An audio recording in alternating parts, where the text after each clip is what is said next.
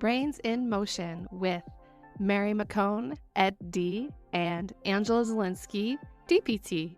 Please remember that this podcast is for entertainment purposes only. This is not medical advice, and this is just general discussion for educational purposes. Thank you. Enjoy. Hey, Angela, how's it going? Good. How are you today? Excellent. Are you ready to talk about our next reflex? Yes. Today we're going to talk about Symmetrical Tonic Neck Reflex, or STNR. Yes. This is another reflex that I feel like is widely talked about, and probably one of the ones I see the most is, quote, unintegrated, like out in the wild. Slightly unintegrated in a lot of adults, a lot of people just walking around, and it really shows up with our neurodivergent clients and especially with infants, right? Yes. Actually, I don't think I've ever assessed a kiddo ever that didn't have an active STNR.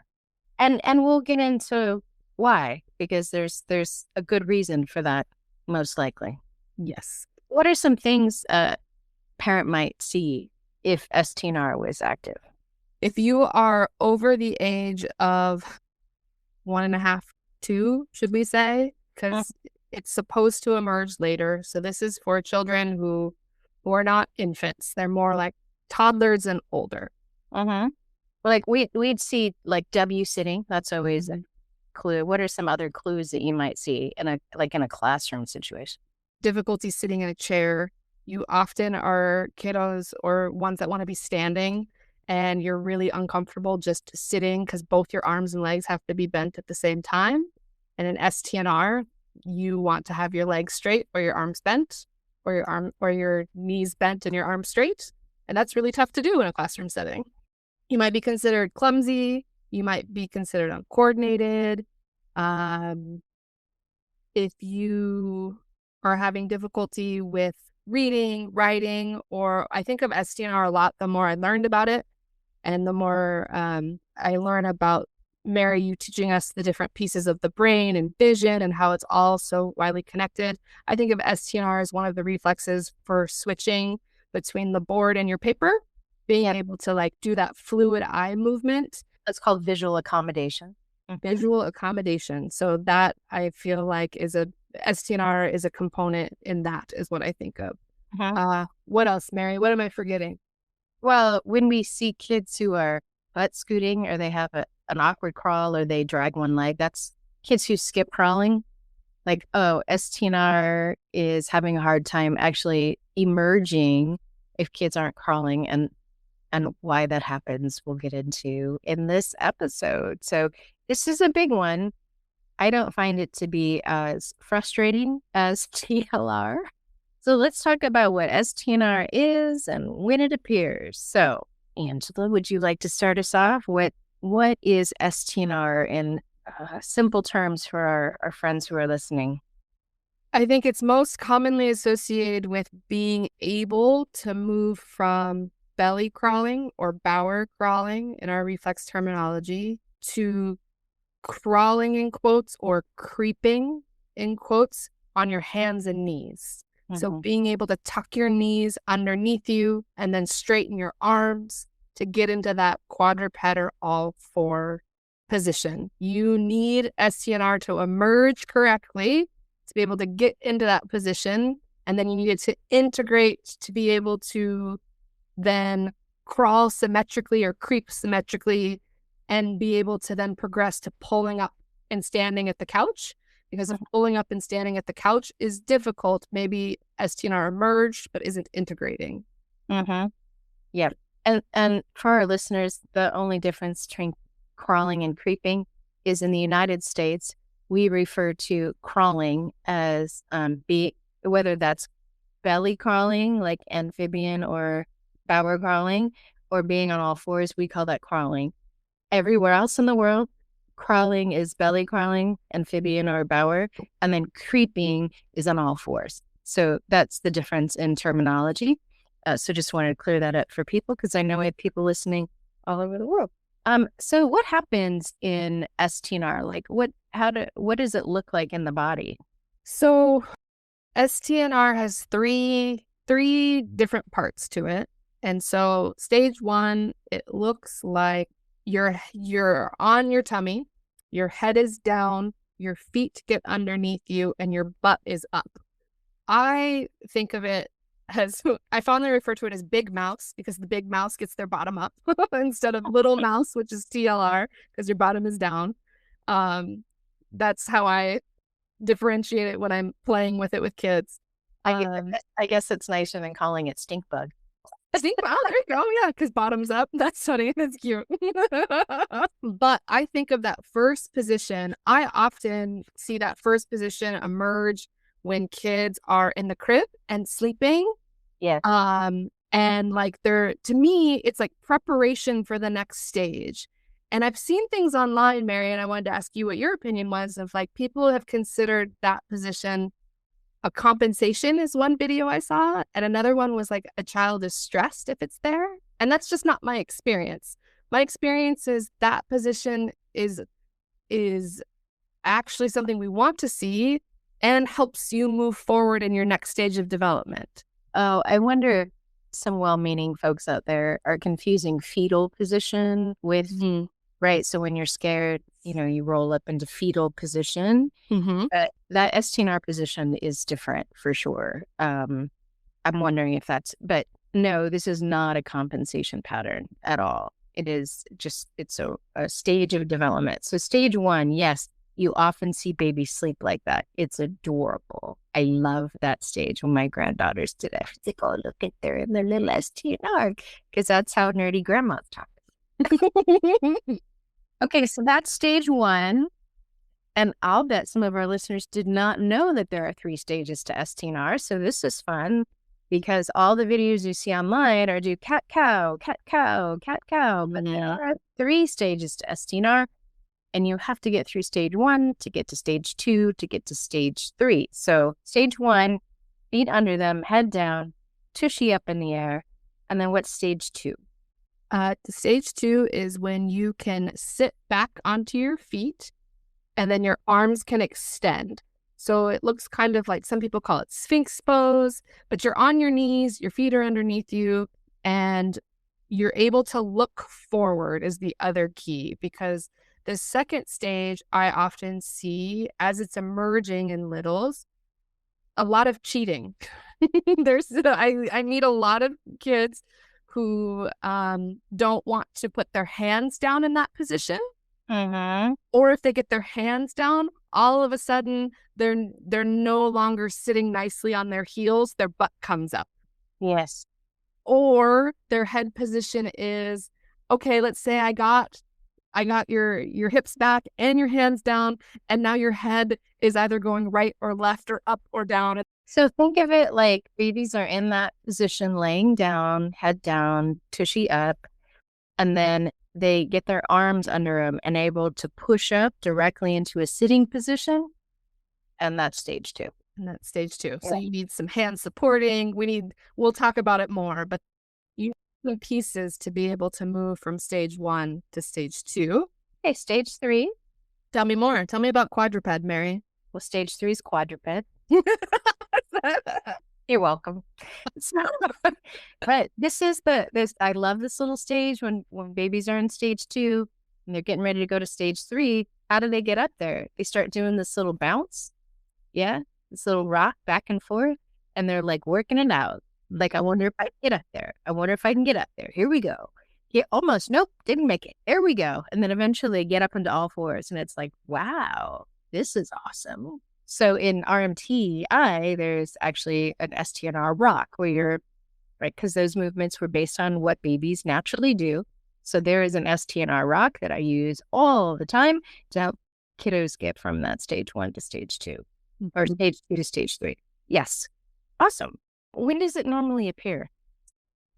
Well, we see it, it's supposed to emerge around 6 to 9 months of age, and it comes with kids learning how to hands and knees crawl. It's not one we associate with like the birthing process, like TLR or ATNR. However, you need those pieces in order for STNR to emerge correctly. So this is one of those reflexes I feel like is dependent a lot more on other parts than other reflexes. For sure. Because there's so many pieces that have to be involved in this. And STNR is a transitional postural reflex. It gets us from on the floor to sitting up to kneeling, oftentimes is that kind of in-between stage, and then up to cruising, so that then they can walk. So there's a lot of things that have to be there. And at 6 months, like 6 to 8 months, that's when they're going through stage 1 and 2, really. And then in quadruped is normally, 7 months, 7 to 8 months is usually when they're getting into quadruped and starting to crawl around. That's what we're hoping for. But we see it the most, what gets the most play is that quadruped or all four crawling. That's what most people think of as STNR. And that is probably the reason that so many folks work on STNR for a long time and it doesn't integrate. One, that the other two pieces of it weren't fulfilled. Two, that there's so many things involved in it that one of those pieces is probably missing. It is the last reflex that I work on besides head writing. I usually do STNR and head writing last in the sequence because head writing is dependent on lots of things too. So when does it integrate then, Angela? It will typically integrate as you become more and more upright. So depending on the child, anywhere from 9 to 11 months, 12 months, 12 plus, if you're a little bit of a late walker.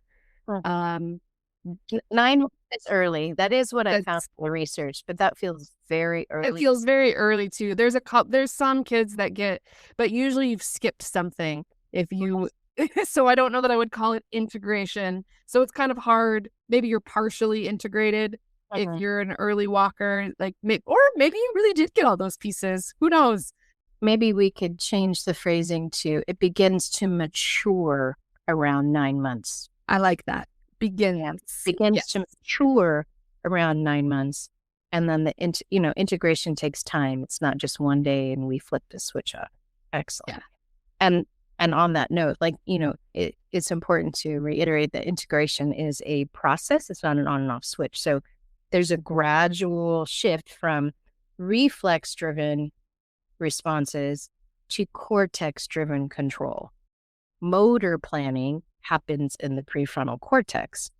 So when it's cortex-driven, the baby sees something they want or a person they want, and they decide that they're going to crawl over to that person. That's cortex-driven as opposed to reflexive movement. I move my head down and my butt comes up in the air. It would be like a reflexive movement for STNR. Well, because this is a postural transitional reflex. So in primitive reflexes, the response is sensory, specific sensory, like, a point or a part of the body, and an immediate stereotyped response. But postural reflexes, the stimulus is kind of more global, vestibular proprioceptive in nature. So there is some disagreement in the research literature about what postural reflexes are. So look at Angela's face. Tell me more. Well, because in some research you read, postural reflexes are the body-on-body writing, head writing. Mm-hmm. Yeah. Okay. Those are considered lifelong postural reflexes. These are not considered postural reflexes. They're considered like posture-enhancing reflexes, but they're not postural reflexes.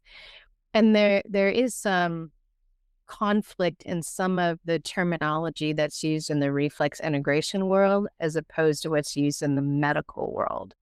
Oh, that is a real thing. That is a real thing. So if you're listening out there and you're a PT or an OT and you're like, that's not a postural reflex, that's yes, and then no. So It helps posture. It's vitally important for postural development. In our reflex integration world, we call it a postural reflex, but in the medical literature, you'll probably see it not referred to that way. It's still considered a primitive reflex, which I find interesting. And also, I have been in trainings before where it is talked about that STNR is used in the birthing process to get through the birth canal. Have you heard that? I mean, maybe, but it's not one that is not something I think of when we talk about birth. Me either. So I'm just putting that out there. If you're listening and you've been through that specific training, STNR is part of that birthing process protocol. I'm just putting that out there because people have different experiences and have learned different things. So, we always like to have a broad conversation. So those are just some things that I've heard.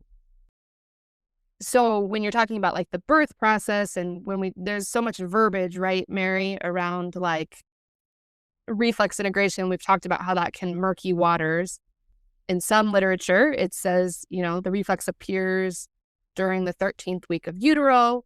It keeps developing after birth, but that it's active from the 6th to 10th month of life.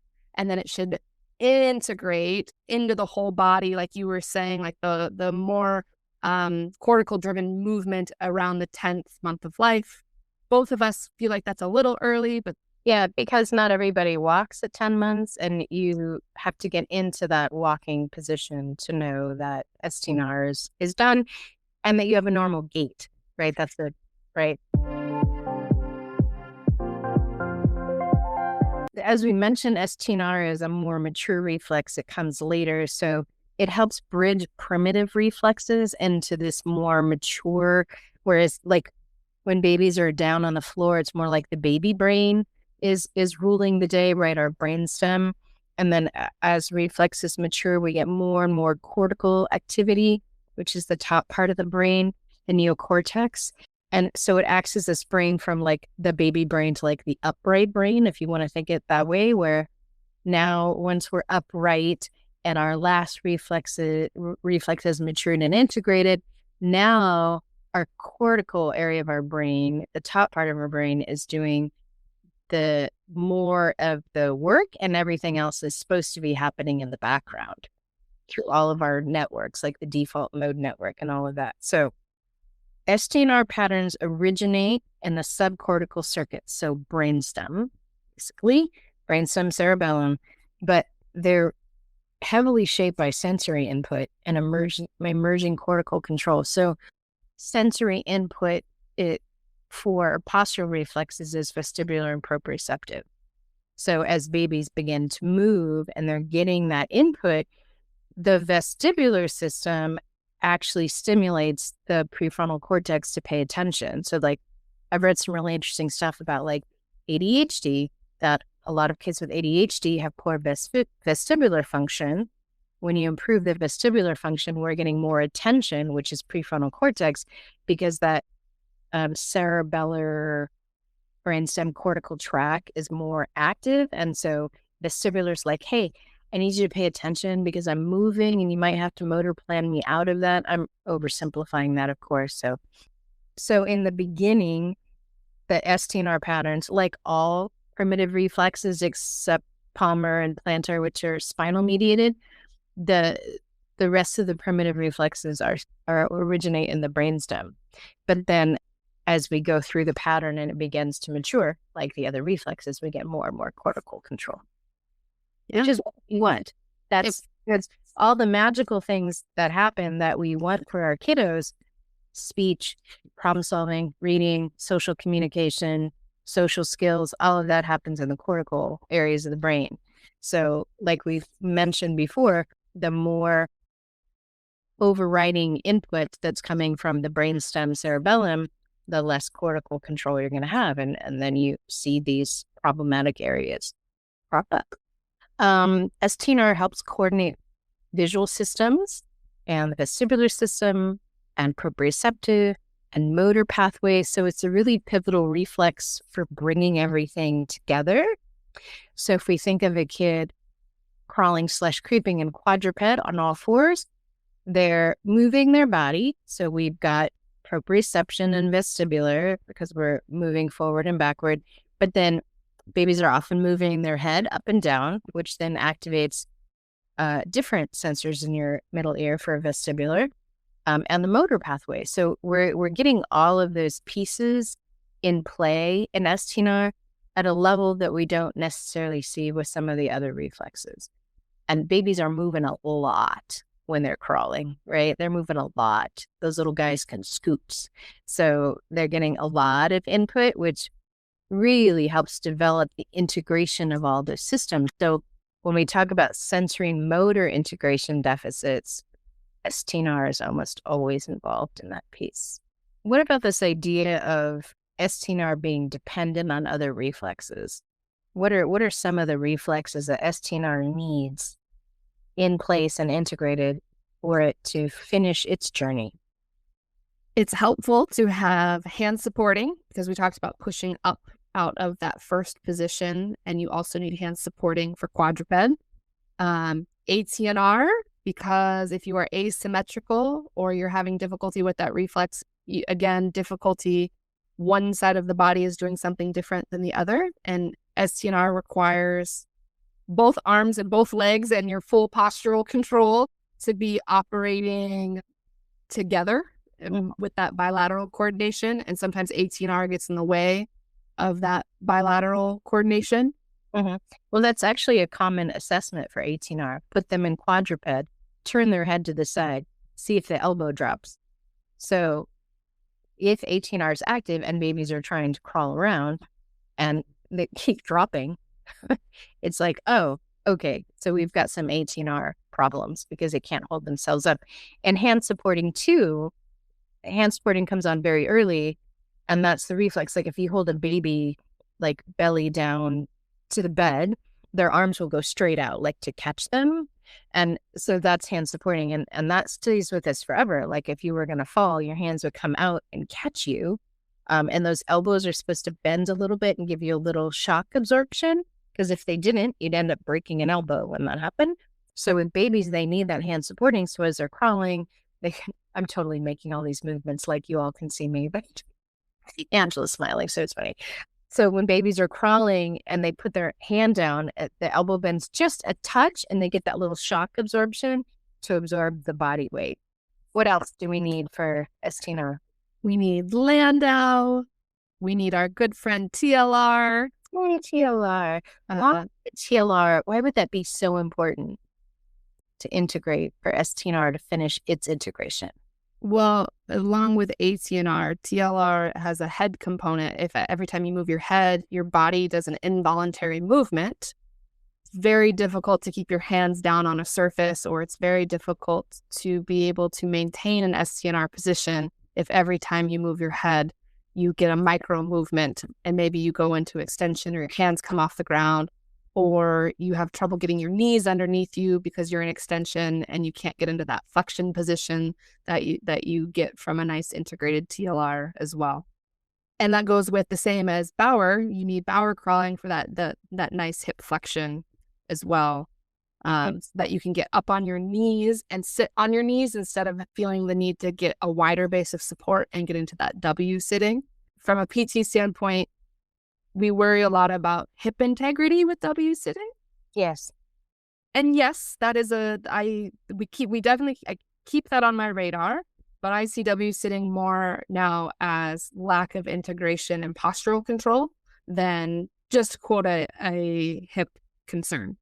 Yeah, sure. And in Bauer crawling, they are developing all of those hip flexors because you push off with your foot, and all those hip flexors help move that forward, and you're alternating those. And that also creates in Bauer the contralateral pattern that you need for STNR, because babies, if they're crawling homolateral, it's like one-sided, the same leg and arm goes forward and the other, that means that something's got awry with Bauer because they don't have a contralateral pattern in their body. And that contralateral pattern develops communication across the corpus callosum, and everything in our brain except vestibular is contralateral. So vestibular is ipsilateral or one-sided, but everything else that I'm aware of is contralateral. So we have to have that, meaning that you see in your right eye, but it's processed in the left visual cortex. You hear in your left ear, it's processed in the right temporal lobe. So everything has to cross midline. And that's where you develop that is Bower crawling and STNR. All right. How about Gallant and Perez? We need Gallant and Perez because those are, in addition to being spinal reflexes, they also help a lot with pelvic control. And to me, STNR is a big head pelvis relationship reflex. It shows up a lot for adults with like pelvic pain. STNR can help a lot. Oh, yes. Yeah. Because there's this head pelvis relationship. And so spinal Gallant, spinal Perez can help with those, as well as like getting your lateral flexion and body awareness. You need those postural pieces for STNR to be able to integrate. I also have found, and we didn't say it in the TLR episode either, I was thinking trunk extension is also a very important reflex that helps both TLR and STNR, that midline shock absorption reflex. And in some countries, they refer to trunk extension as volar. So that's a lot of pieces, Mary. It is, right? And so, like I said, it's the last reflex that I work on because I want to make sure that when we get to it, that it's a seamless integration, that we have all of the pieces in place. And I know lots of people go for programs and they start them off on STNR as part of the first part of the program without checking to see what all these other pieces are. But there's lots of places out there that don't really do hand supporting or Landau, or so that's part of the reason we do this podcast, is to help folks understand that this isn't about 7 reflex patterns or 5 reflex patterns, not the big 5 or the big 7. There's over 20. So you have to see the interplay between them and realize that they're dependent on each other. Like I was just talking to Angela before we started recording, that I'm constantly rethinking what I'm doing and how I approach things. And I've been getting very, very complex children. And so thank you. You make me think very, very deeply. And I really appreciate that because I learn a ton and it helps me help somebody else. So keep them coming. But that you start one reflex and then it's like, oh, well, the kiddo's stuck a little bit.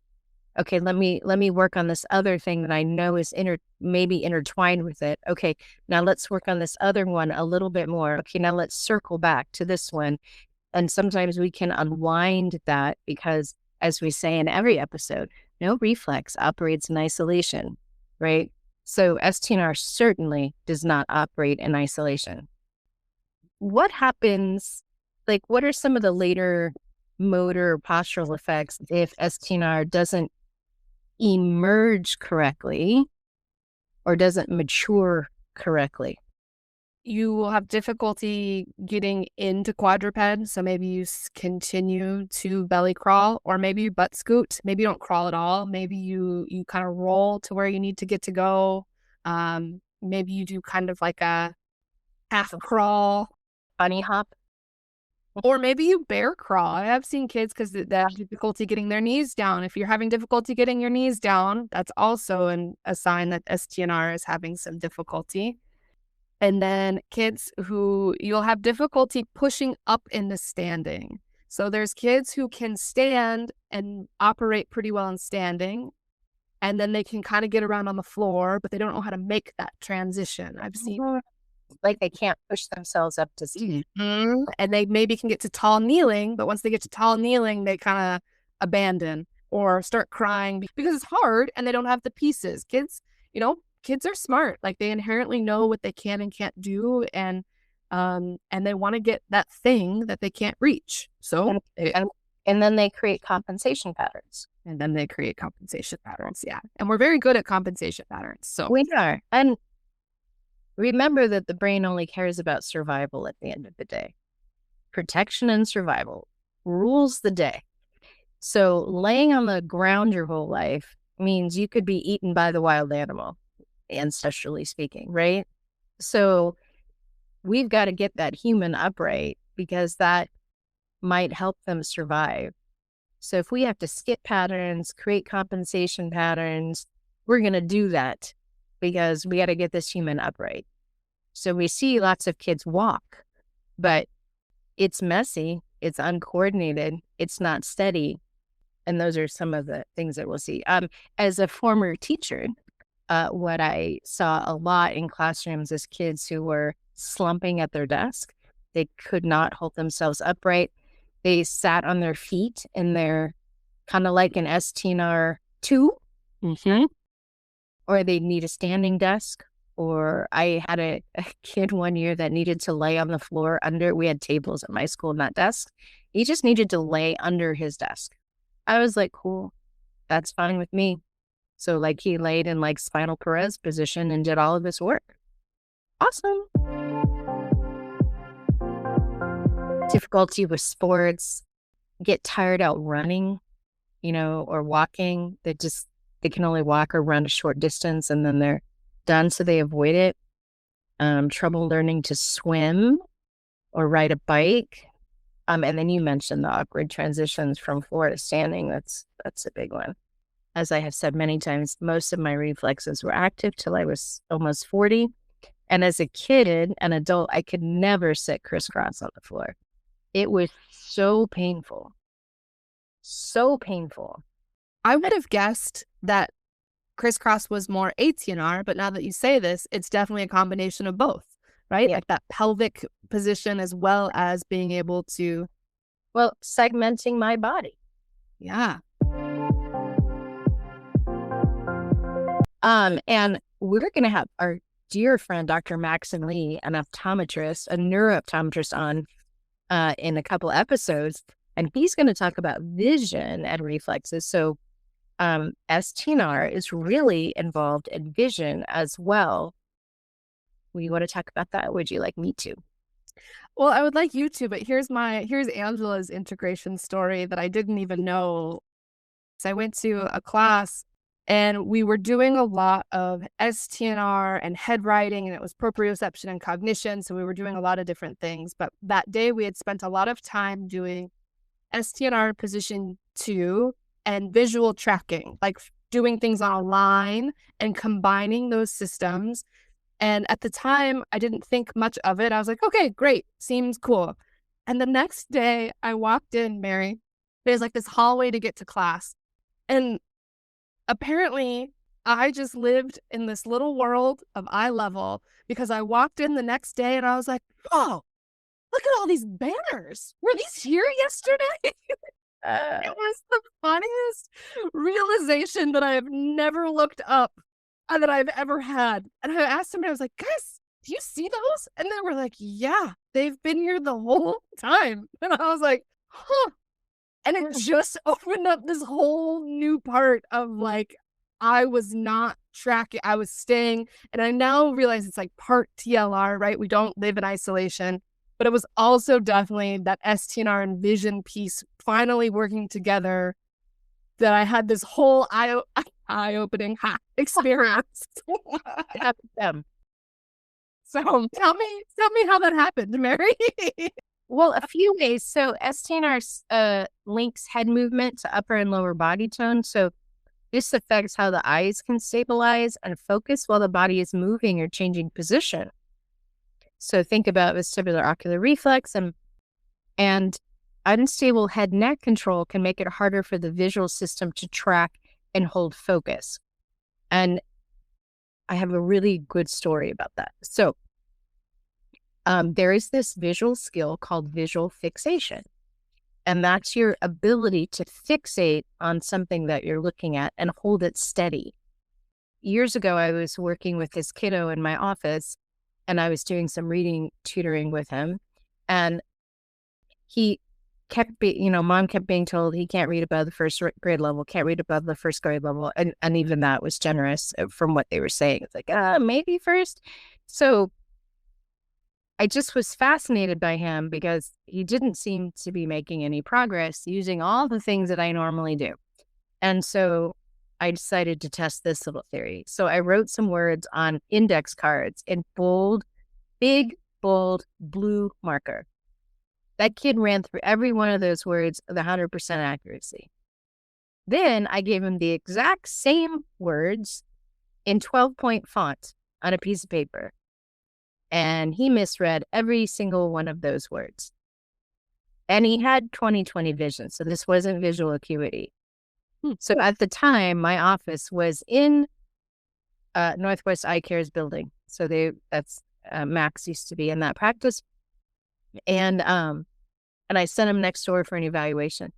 And one of his biggest issues was visual fixation. So the smaller the print got, his eyes could not hold it steady to look at it.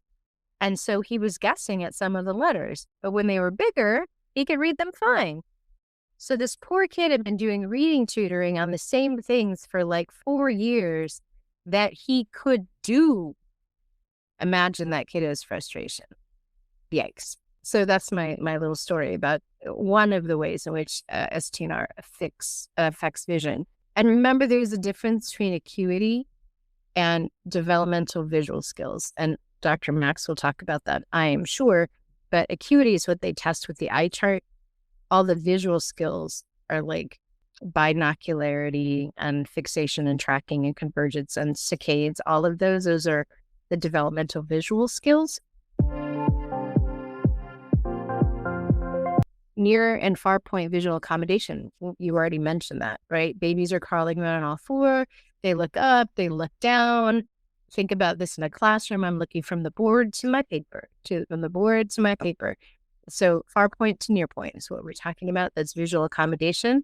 That begins to develop during STNR when babies are getting those, several months of crawling. Convergence is another one. So convergence is our ability for our eyes to come midline.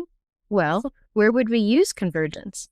All day long in school, because we're sitting in a desk and we're looking at our paper, which is at midline, at near point. So our eyes have to be able to come in together to see that. And so when we have convergence insufficiency, is what you would call it if you had an evaluation and that was weak, it oftentimes, from my experience, 100% of the time, STNR is definitely involved. Yeah. Based on my experience, the things that I see the most would be like any talk of like fatigue or headaches or eyes being tired. I also think of that for STNR. What else do you think of, Mary? Because I was a reading specialist, kids who skip lines, like I used to give this test called the test of silent word reading fluency. And it's lines of words that are squished together. So there's no space between them. So it's line after line of words squished together. And the kids have to go down the line and draw, I call it the slasher test, draw a slash between the words.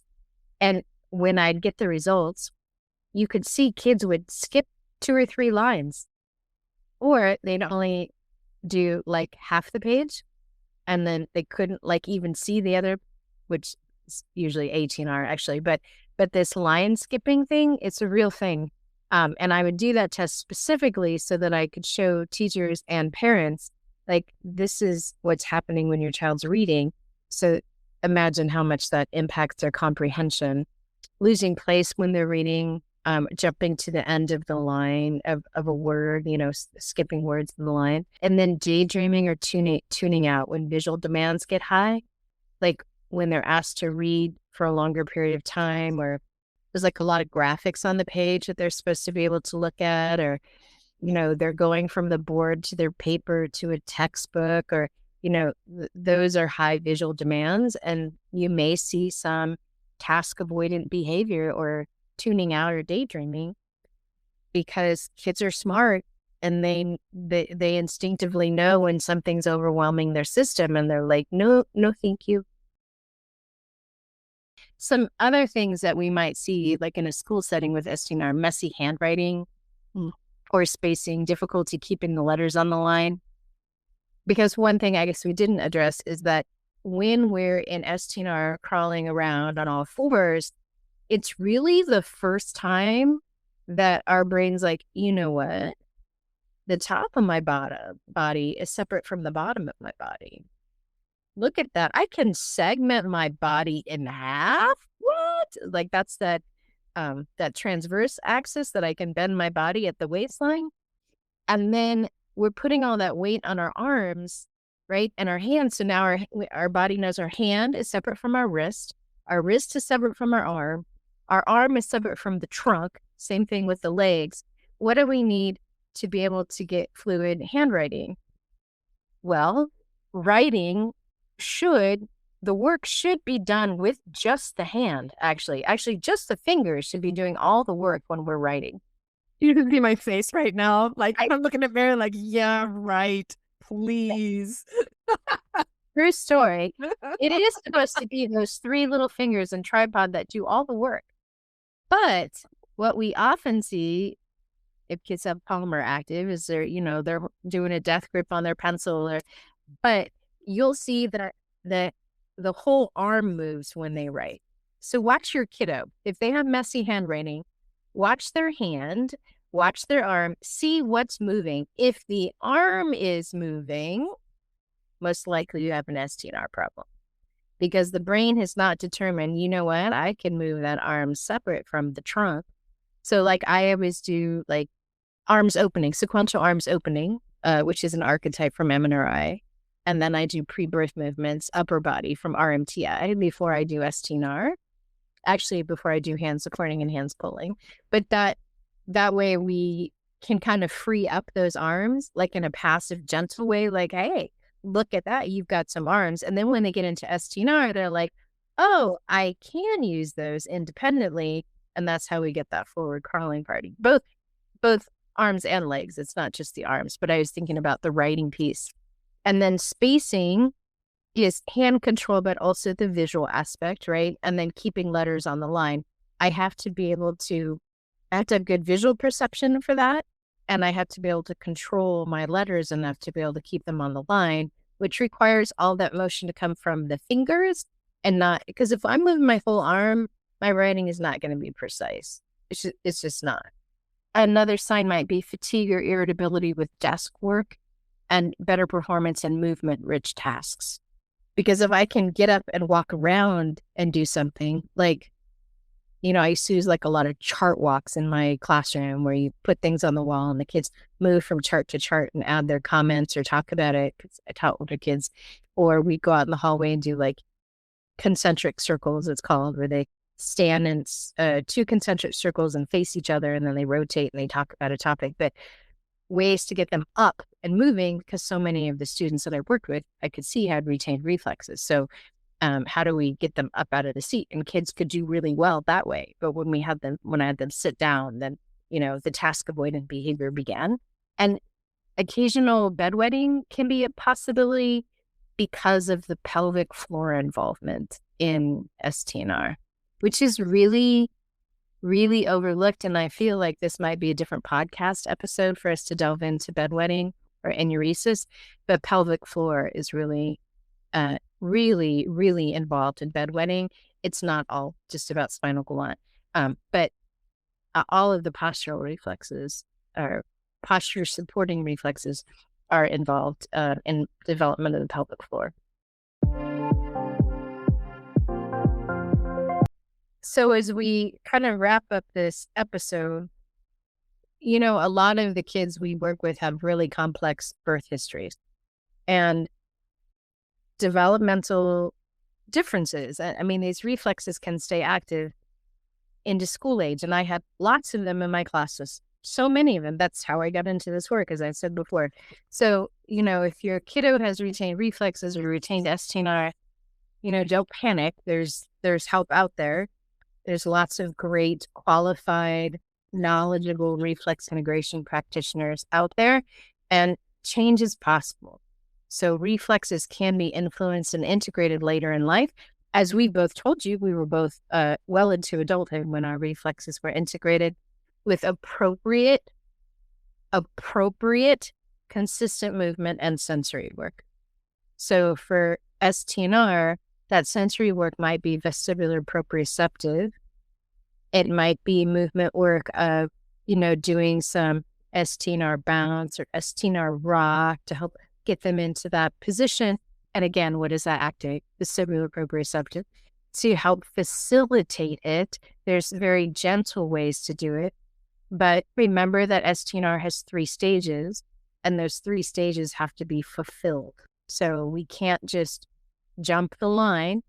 So if we're working on the 3rd pattern of STNR, but if you put a child, if you have them sit with their knees under them and their head immediately drops, which I've seen frequently when I assess kids, they're still stuck in the 1st pattern. So you have to help them get into the 2nd pattern, okay, before you can move on to the 3rd pattern. So as much as I love cat-cow, and it's actually a great exercise for pelvic floor, by the way, as much as I like cat-cow, it will not integrate STNR for a lot of kids because there were other things missing, or they haven't gone through the other 2 stages because something else was missing. And remember, that's when you said like working with different professionals and knowing what you're working towards. I'm a fan of like animal walks because that gets a kid on board. And then what I'm a big fan of is we do big mouse. So we do STNR 1, we do STNR 2, and then we do an animal walk. So it's part of like an obstacle course. So you're getting all the pieces. So sometimes for me, yeah, I will start with some quadruped because that's what the kiddo is familiar with, or they will play, let's be a cat, and we'll meow and go all around. And then I'll say, now the cat has to get into a different position. So using your tools, but making sure that you get each piece like Mary's talking about. Yeah, very nice. And because Angela works in person. Yes. You can do that. So some of the kind of high level integration things to think about is that rhythmic repeated movements really respect the nervous system's pace. And I feel like I could say this every episode. If we're not paying attention to the nervous system, we're not going to get the progress that we want. So when you're working above where a child is ready or able to work, it will or can trigger the autonomic nervous system to go into sympathetic because the brain's like, whoa, that's not safe for me. I don't have the tools to do that yet. And then you end up with overstimulation. So it's one of the reasons I like RMT so much because it's one of the tools I use because it is so gentle and the rhythmic rocking is familiar to a child because babies naturally rock. Moms rock babies, nannies, grandmas rock their grandchildren. And so it's a familiar thing. And so we can kind of work into it through rocking. And like you said, play is always wonderful because as it turns out, kids learn through play. Looking for opportunities that challenge them gently for that, getting into that quadruped eventually, that we're not forcing something. I think of it as an invitation. When I was a brain gym practitioner, before I studied all the other things, and I was an instructor there, that's one of the phrases that we used to like, I'd like to invite you to join this activity with me. I'd like to invite you to think about how you're feeling right now in your own body, So I think of that way with these children. We're inviting them to a different way of being. We're gently ushering them and their nervous system into this new place. And when a kid is older, when they've had a compensation pattern for a long time, right? And you invite them to a new way of being, it can be a little scary. Like, I'm not familiar with that pattern. Whoa. And so sometimes you see kids get a little elevated, which is why I always include some things to calm the nervous system in every session. We know we're going to push their nervous system a little bit more with this new thing. So let's also include some things that will help the nervous system know it's safe. And you can always, you're doing something, you're like, oh, I think they're getting elevated. Stop. Just stop. Stop right there and be like, okay, what tools do I have in my toolbox to help this kiddo know that they're still safe? What would be a couple of your go-to things for if you're working with an older kiddo that you're like, oh, they're not ready for that. I can see they're starting to go into sympathetic. what might you do for them, with them? Often we can breathe together, or we can do some tapping, or my go-to, depending on the child, is a lot of Babinski or grounding reflexes, like foot reflexes. That's a helpful tool as well to kind of ground and reset the nervous system for me. Yep. I'm a big embracing squeeze fan, bringing that proprioceptive squeezing. Darren Heath Barnes Heath has a doll rocking he uses for Gallant, which I use all the time. So they're sitting crisscross and they're rocking side to side. Rocking is very calming to the brain, so that's a good one. Rocking the bottom, rocking the rib cage. I use tapping also. Drawing infinity signs on the back is incredibly integrating, and you can do that very gently on their back. It's very, very helpful. Just contemplate it, that as you're working with any reflex, that if you notice that your kiddo is starting to be really resistant, or you can see them getting elevated, or they're starting, the big triggers are like, is their face flushing? Is their heart rate going up? Is their breathing becoming more rapid? You know, you're moving into sympathetic state. And then it's time to pull back and do less, because less is more in this work, right? Using targeted, appropriate movements that respect the nervous system is the way that you're going to get the most progress. Anything else you want to add on here before we sign off for this episode, Angela? I think you have a great note here about, because STNR is such multi-sensory piece, sometimes calling in other professionals, like we have Dr. Maxon Lee for vision, people who do neurooptometry, people who work with like other PTs, OTs, using your other professionals, because again, reflexes is a link. And I tell people a lot of, it's good to do your passive and then something active. So you have to functionally be able to use these new pathways. So following it up with active or play or movement, I think is a piece that's important. And sometimes even I do a lot of passive and don't always follow up with active immediately, because my kids are crawling and rolling and in that window. But if you're not in that window, following it up with active movement is important, or following it up with other professionals so that you're hitting all the pieces. Right. Well, a lot of our kids are working, they're doing some auditory training and maybe some vision therapy, although I highly recommend maybe waiting on vision therapy till STNR is integrated, because it's much more effective. But with all reflexes, there are other pieces to the puzzle. And so making sure that you have all the right pieces in place can be helpful. And one of the things I talk with my clients a lot is, like, what order should we kind of bring those people on board? Is the system ready for that next piece of it? And then how will that help support the child continue?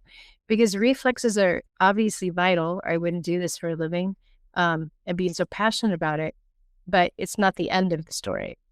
Because if the reflexes were all supposed to be integrated by the end of the first year or so, then if you're working with an 8-year-old, we still have 7 years of myelination. So it's the application of the skill, and then what other therapies can come alongside to help speed up that, to close that gap between chronological age and neurological age. And on that note, I think we're going to wrap up this episode on STNR. So, Angela, thanks for another great discussion. Yes, thank you. Mary, will you remind us or tell us a little bit more about your training that's coming up? Oh, sure. Thanks. On August 15th, I'm doing a 4-hour webinar. It's an introduction to neuro reflexes. So I'm going to talk quite a bit about brain development and areas of the brain that are involved, and difference between primitive and postural, and the sensory aspect of primitive. So this is more of the foundational understanding of what reflexes are and how they impact a child's development. This is not this is how you test that reflex and this is how you integrate it. But I found in a lot of the training that I went through that this was some of the information that I really needed. So I had a deep understanding. And for parents, when you're engaging in this work, I think this will be really, really great for you, to help you really understand why you're doing what you're doing, and what you can expect from it, and maybe how we ended up in this place to begin with. So if you're interested, it's only like, $25 for a 4-hour webinar. I try to keep it affordable, and you can register on my website at www.brain-works.org. And you can always email me also, and I can send you the link there. So that'll be August 15th. All right, Mary, thanks for another good podcast. All right. Talk to you soon. Bye, guys. You can email us at brainsinmotionpodcast@gmail.com. You can find Mary at her website, brain-works.org, or on Facebook with her Facebook Reflex Integration groups. If you would like that information, please check our show notes. And you can find Angela at angelapt.com or rainbowdragonbooks.com. Thanks for listening.